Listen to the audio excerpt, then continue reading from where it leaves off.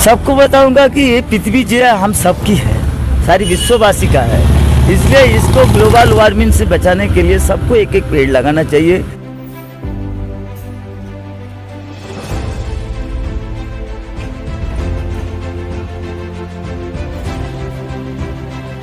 मैं तो कलकत्ता में रिक्शा चलाता हूँ और ज़्यादा पढ़े लिखे वाला सवारी से मेरा दोस्ती है, और उन लोगों के पास ही मेरे को ग्लोबल वार्मिंग के बारे में पता चला।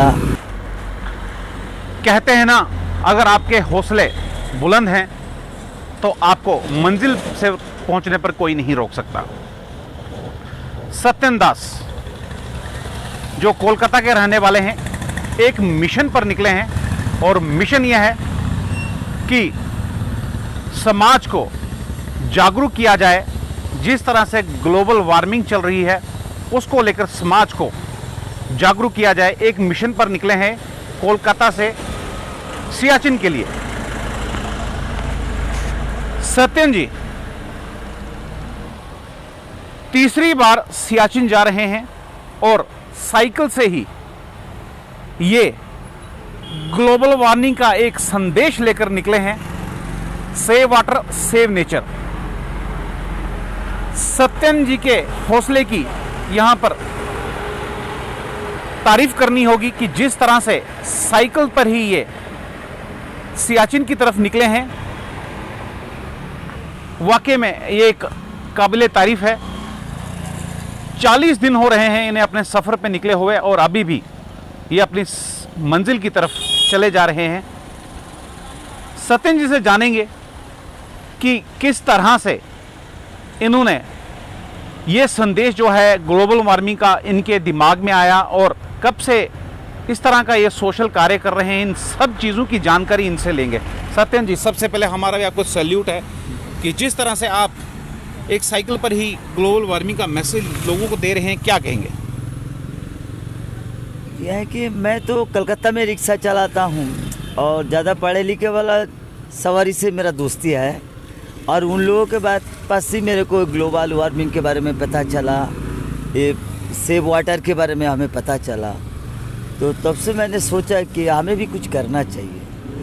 और हमें तो घूमने का शौक़ बचपन से, तो हम पहले ज़िंदगी में शुरू किया यात्रा 93 में।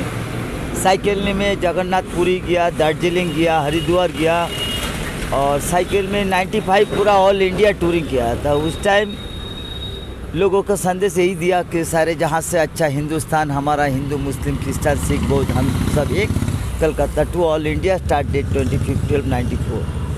तो ये हमारा साइकिल यात्रा वहाँ तक ख़त्म हो गया 95 तक।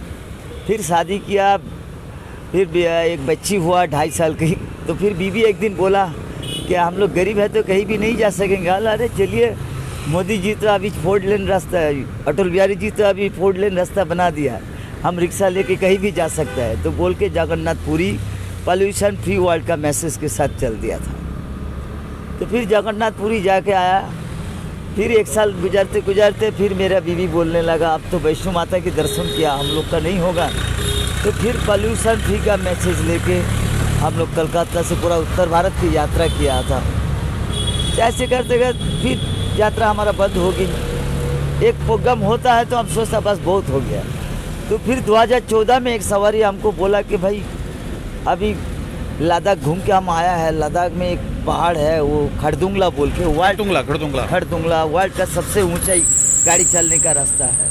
वहाँ अगर जाओगे तो तुम्हारा वर्ल्ड रिकॉर्ड बनेगा। समझ तुमको देख के प्रेरणा, समझ को प्रेरणा मिलेगी। हम बोला तुम तो बहुत अच्छा काम है, ये तो करना चाहिए। बोला तुम तो रोहतांग जाके आया, तो ये जा पाओगे। अच्छा सत्यन जी, एक बात बताइए, 93 से आप इस सफ़र पर निकले हैं, लोगों को काफ़ी ज़्यादा अवेयर कर रहे हैं। 93 से लेकर अभी 2021 चल रहा है, किस तरह का आप डिफरेंस देखते हैं उस समय को और इस समय को? हालांकि ग्लोबल वार्मिंग की बात की जाए, बहुत सारी चेंजेस आ गई हैं, किस तरह से आप देखते हैं? बहुत चेंज देख रहा था। अब इतना गर्मी था नहीं, तब मौसम बहुत अच्छा था। सर्दी के मौसम में सर्दी मिलता था, बरसात में बरसात मिलता, गर्मी में गर्मी मिलता। अब मौसम बहुत बदल गया, बहुत। मौसम का कोई पता ही नहीं चल रहा है। अभी तो साल भर ही गर्मी लग रहा है, और इसीलिए हम ग्लोबल वार्मिंग का मैसेज लेके 2017 में मनाली होके लद्दाख आया था। और 5,000 खजूर का पौधा उस टाइम डालते डालते आया था। अच्छा ये बताइए मुझे कि आप कितने दिन, आपको 40 दिन के करीब हो गए आपको निकले हुए घर से, तो किस तरह से रास्ते में आपको काफ़ी सारी परेशानियाँ आई होंगी, किस तरह से आपको सपोर्ट मिल रही है, कहाँ से आप सपोर्ट कर रहे हैं, पैसा कहाँ से कर रहे हैं, काफ़ी खर्चा हो जाता है, रास्ते में बीमार भी होंगे, कुछ जगह पर रुक भी गए होंगे, किस तरह से सारा प्रोसेस किस तरह से चल रहा है? पैसा तो हमें जो स्टिकर देख रहा है आपने जितना लगा है, ये सब बाइक राइडर ग्रुप है बंगाल का, उन लोगों ने हमको मदद किया। और ये माउंटेनियर क्लब ग्रुप है, ये दुर्गा एक बार आपको दिखाना बहुत ज़रूरी है। देखिए यहाँ पर जो स्पॉन्सर कर रहे हैं इन्हें, देखिए बहुत सारे यहाँ पर जो बाइक राइडर्स हैं वो इन्हें सपोर्ट कर रहे हैं। राइडिंग कार्ट है, उसके बाद हॉर्स हॉस्टल है, राइडिंग कार्ट है, बहुत सारे ऐसे जो ग्रुप्स हैं जो बाइक रैली के जो हैं वो इन्हें सपोर्ट करते हैं, और उन्हीं की वजह से शायद आज ये अपनी मंजिल की तरफ जा रहे हैं। क्योंकि इतना आसान नहीं है सियाचिन जाना, कहाँ वेस्ट बंगाल और कहाँ पे। आप देखें कि सियाचिन देखेंगे बहुत मुश्किल है, बहुत कठिनाइयाँ आती हैं, क्योंकि 40 दिन इन्हें रास्ते में निकले हुए हैं। आज ये उधमपुर में पहुँचे हैं, लेकिन अभी भी मंजिल काफ़ी दूर है। लेकिन इनकी सराहना करनी होगी, क्योंकि अगर हम किसी लक्ष्य की बात करते हैं, हम लक्ष्य तक नहीं पहुँच पाते, क्योंकि हम सोचते हैं अभी करेंगे, लेकिन इसके लिए भी एक जज्बा चाहिए, एक डेडिकेशन चाहिए, जो सत्यन जी में दिख रही है। सत्यन जी, रास्ते में अगर बीमार हो जाते हैं या ऐसा कुछ हो जाता है तो किस तरह से आप अपने आप को? वो बीमार होने के लिए एक बाइकिंग ग्रुप का लेडी है आना बोल के, वो नर्स है, वो मेरे को सारे दवाई दे दिया, अच्छा से लिख दिया, फिर फ़ोन नंबर दे दिया, भैया कोई दवाई अगर समझने को मुश्किल होगा तो हमको तुरंत फ़ोन लगाने का हम बता देंगे। अच्छा, रास्ते में आप रात को कहाँ रुकते हैं, किस तरह से रहने का आपका क्या रहता है? रात को तो पंजाब तक तो हम कोई भी ढाबा में रुका, कोई भी पेट्रोल पंप में रुका, मगर जैन के आने के बाद मंदिर में ही रुक रहा हूँ, और आगे जो होगा देखा जाएगा। हम सोचता नहीं, वो सोचना मेरे को बिल्कुल पसंद नहीं। अच्छा, रास्ते में अभी कुछ लोग आपको मिले होंगे, कुछ कहते होंगे कहाँ पे जा रहे हो, किस तरह का लोगों का क्या रिएक्शन रहता है, क्या लोगों की बात रहती है? जिस तरह से आपको बहुत सारे लोग मिलते होंगे, क्या आपके लिए क्या कहते हैं वो? ज़्यादा से ज़्यादा लोग बोल रहा है ठीक है, अच्छी बात है, सब ठीक है, मगर कुछ लोग बोल रहा है कि तुम्हारा दिमाग खराब हो गया भाई, लद्दाख में दिमाग क्यों खराब हो गया? थोड़ी उधर रिक्शा जाएगा, ये सब ऐसे रास्ता दिखा रहा है, तो हम बोल रहा है कि भैया अगर नहीं चढ़ेगा तो वापस आएगा, जहाँ तक जाएगा हम लेके चलते रहेंगे अभी। अच्छा, घर परिवार है तो आपकी मिसेज नहीं कहती कि आप कहाँ जा रहे हो? अभी फ़ोन भी आपको आते होंगे, तो वो कहीं ना कहीं फैमिली में जो है टेंशन नहीं रहती है कि आपकी मिसेज परिवार होगा वो भी कहता होगा कि आप निकल जाते हैं, किस मंजिल की तरफ जा रहे हैं, घर में पैसा है या नहीं है, ये सब चीज़ें किस तरह से अरेंज हो रही हैं? नहीं, हमारा बीवी जो है वो मेरे को बहुत साथ देता है, मेरा बीवी मेरा बच्ची, क्योंकि 2007 में उनको लेके हम जगन्नाथपुरी गया था, और उसके बाद उत्तर भारत की यात्रा 6 महीना किया, तो उनको मालूम है इस जर्नी में कितना तकलीफ़ करना पड़ता है, कितना मुश्किल का सामना करना पड़ता है, और ये करने के बाद बहुत नाम इज्जत मिलता है और पैसा भी मिल जाता है, लोगों से इनाम भी मिल जाता है, तो इसलिए वो हमें रोकता नहीं। अच्छा, 2 बार आप पिछली 2 बार गए हैं, तो कितना समय आपको लगा था उस समय पहुँचने? ज़्यादा लगा था? हमको 2.5 महीना करके लगा था। अभी अब तो रास्ता भी थोड़ा फर्क पड़ गया है। अभी रास्ता अच्छा हो गया, 2.5 महीना में ही पहुंच जाएगा, अभी रास्ता बहुत अच्छा होगा। अच्छा, आपका लक्ष्य क्या है फ्यूचर में? क्या लक्ष्य है? आप ग्लोबल वार्मिंग को तो आप लोगों को जो है अवेयर तो कर ही रहे हो, लेकिन लक्ष्य क्या लेके चले हैं आप? किस तरह से लक्ष्य को पाएंगे? वो हम फ्यूचर ट्रेन लेके सोचता नहीं, हम दिन कमाई खाते हैं, बस यही हमारा ज़िंदगी है, और जब तक जिएंगे तब तक समाज को प्रेरणा देते रहूँगा, समाज को कुछ देने के लिए कोशिश करूँगा। तो रास्ते में लोग मिलते हैं तो किस तरह से उन्हें समझाते हैं? कुछ बच्चे लोग समझाता है, देखो विल फोर्स जो है ये ऊपर वाला ने सबको दिया है, जिस तरह मेरे को विल फोर्स है, मैं उसको जागरण किया है, इसलिए मैं ऐसे रोड में चला, कहाँ बंगाल, कहाँ हम जम्मू पहुंच गया। तो इसे आप भी सोचते रहिए, आपको कौन चीज़ अच्छा लगता है, कौन काम करने को वो करते रहिए, दिल लगा के, मन लगा के, वो अपने आप आपको विल फोर्स मिल जाएगा, आप अपना मंजिल तक पहुंच जाएंगे। आपकी विल पावर तो बहुत है, लेकिन जिस तरह से आप कह रहे हैं कि कुछ लोग कहते हैं अरे ये तो पागल हो गया है, जब उस समय लोग कहते हैं तो आपको कैसा लगता है?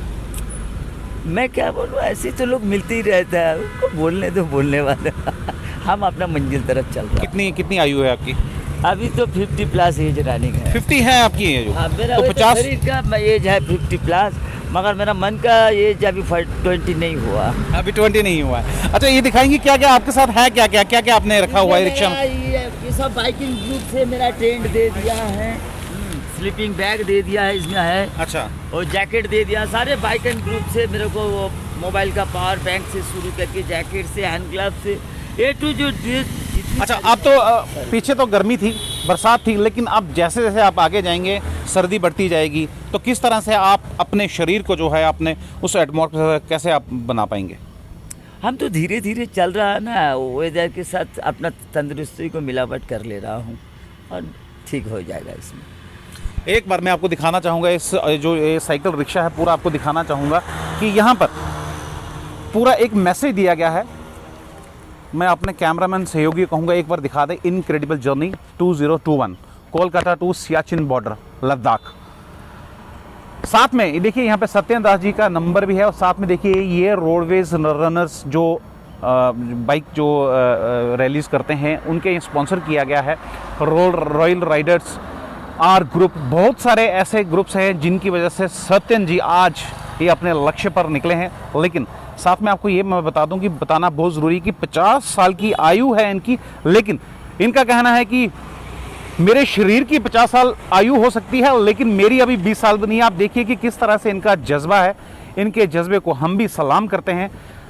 लेकिन जिस तरह से ये अपने लक्ष्य पर निकले हैं, ये तीसरी बार जो है इस लक्ष्य पर जा रहे हैं। लेकिन आज के समय में जिस तरह से ग्लोबल वार्मिंग एक सबके लिए एक इशू बना हुआ है, ये वाकई में आज की जो है नीड ऑफ आवर्स है, क्योंकि ग्लोबल वार्मिंग जिस तरह से हो रही है सबके लिए, धरती में जितने भी चाहे वो लोग हों या प्राणी हों, जो भी हों, सबको यहाँ पर परेशानियाँ आ रही हैं। लेकिन जिस तरह से सत्यन जी एक अपने लक्ष्य पर निकले हैं, ये लक्ष्य छोटा लक्ष्य नहीं है। वेस्ट बंगाल से सियाचिन जाना कोई छोटा लक्ष्य नहीं है, लेकिन इसके बावजूद भी इनके हौसले काफ़ी बुलंद हैं। रास्ते में लोग इन्हें मिलते हैं, कहते हैं कि कुछ लोग तो तारीफ़ करते हैं, कुछ कहते हैं कि ये मानसिक रूप से सही नहीं है और इस तरह के जो काम कर रहे हैं। लेकिन इनका जो जज्बा है वो सबके लिए प्रेरणा का स्रोत है। जिस तरह से ये पैदल ही यहाँ पर निकल पड़े हैं और तीसरी बार जा रहे हैं, और भी काफ़ी ज़्यादा जगह पर ये चले गए हैं। लेकिन जहाँ पर इनकी फैमिली की अगर बात की जाए, फैमिली का, परिवार का पूरा इन्हें सहयोग यहाँ पर मिल रहा है, और उसी की वजह से शायद आज ये अपने लक्ष्य को प्राप्त करने जा रहे हैं। बहुत सारे इनके लक्ष्य और भी हैं। सत्यन जी, एक बात और जाननी ज़रूरी है लाइफ में, और क्या आपका क्या एक लक्ष्य होता है ना, एक टारगेट होता है, आप तो ये कर रहे हैं। साथ में आपकी दिनचर्या की अगर बात करें, किस तरह से रहती है, किस तरह से आप लोगों को अवेयर करते हैं? ये छोटी बात नहीं है। जिस तरह से आप जो ग्लोबल वार्मिंग को लेकर लोगों को जागरूक कर रहे हैं, किस तरह से आप देखते हैं और किस तरह से आपका लक्ष्य जो है आगे भी रहेगा? आगे हम जब तक जिएंगे तब तक ऐसे प्रोग्राम करते रहेंगे और लोगों को समझाते रहेंगे। और इसी के साथ हम रिक्शा चलाता है, हर सवारी के साथ एक ग्लोबल वार्मिंग के लिए डिस्कस करते हैं, उनको बताते हैं। और हमारा एक यूट्यूब चैनल है लद्दाख चले रिक्शा वाला बोल के, उसमें भी हम हर वीडियो में हम ग्लोबल लद्दाख चले रिक्शा वाला ओके। और वो चैनल में जितना वीडियो हम डालते हैं सारे में हम ग्लोबल वार्मिंग के लिए बोलता है, और सारी विश्ववासी को बोलता हूँ कि एक एक करके पेड़ लगाओ और उस पेड़ को अपना परिवार का एक सदस्य समझ के देखभाल करो। सत्यन जी, एक जो दर्शक हमें देख रहे हैं, जो लोग देख रहे हैं, उनके लिए एक मैसेज क्या रहेगा? क्योंकि आज के समय में ग्लोबल वार्मिंग सबसे बड़ा इशू बना हुआ है। मैं पूरे भारतवर्ष की बात नहीं करूँगा, जितने भी दुनिया में लोग हैं उनके लिए क्या एक मैसेज आपकी तरफ से रहेगा कि पर्यावरण को बचाया जा सके? सबको बताऊंगा कि ये पृथ्वी जो है हम सबकी है, सारी विश्ववासी का है, इसलिए इसको ग्लोबल वार्मिंग से बचाने के लिए सबको एक एक पेड़ लगाना चाहिए। अगर पेड़ ना लगा पाओ, दूसरे को पेड़ लगाने के लिए एडवाइस देते रहो, समझाते रहो। हाँ, यही बात बताता हूँ। सत्यन जी, हमारे जेके चैनल की तरफ से आपको भी एक बिग सैल्यूट है। जिस तरह से आप अपने टारगेट पर निकले हैं, हम आशा करते हैं कि आप ऐसे और भी लक्ष्य प्राप्त करते जाएं और लोगों के लिए प्रेरणा का स्रोत बने। यहाँ पर एक बात बहुत ज़रूरी बतानी है कि सत्यन जी तीसरी बार सियाचिन जा रहे हैं और ग्लोबल वार्मिंग का जिस तरह से लोगों में ये मैसेज दे रहे हैं, वाकई में एक सराहनीय कदम इनकी तरफ से है। लोग कई ज़्यादा लक्ष्यों के पीछे जाते हैं लेकिन वो लक्ष्य पूरा नहीं कर पाते हैं, टारगेट अपना पूरा नहीं कर पाते हैं। लेकिन जिस तरह से इस 50 साल की उम्र में भी सत्यन जी, इनका हौसला आप देखिए। इनका कहना है कि शरीर शायद मेरा 50 का हो गया, लेकिन अभी भी मेरे अंदर जो सोच है वो 20 साल की है। और इनका परिवार जो है, परिवार की वजह से ही आशा यहाँ पर पहुँच पाए हैं। उनका पूरा इन्हें सहयोग मिल रहा है।